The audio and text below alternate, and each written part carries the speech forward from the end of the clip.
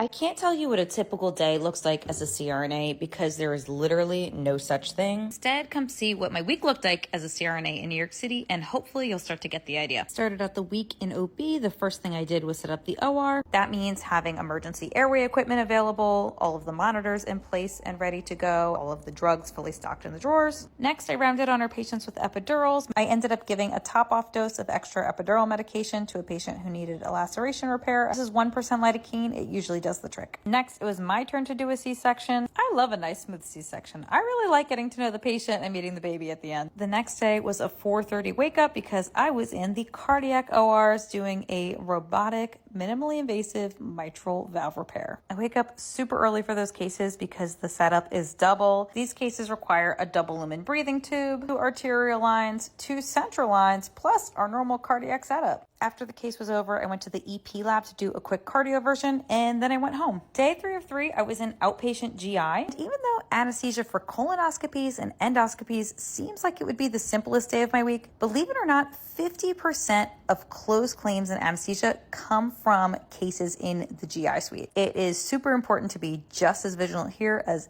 anywhere else in anesthesia. 10 or so cases later, I went to do pre-ops for the inpatients for the next day. It took me a couple hours, but when I got home, there was a man at my apartment making me truffle garlic pizza. Next day, I filmed a lecture for the Confident Care Academy members. It is exactly what I wish I knew when I was an ICU nurse. I'm really excited for this lecture to come out. It should be ready mid-December. The next morning, I was up at 4 again for a flight at 6 a.m. because I'm spending the next few days in Mexico. It is my friend's wedding. I am going to relax and do nothing. What questions do you have? Let me know in the comments below, and I'd love to get back to you when I'm back from my vacation.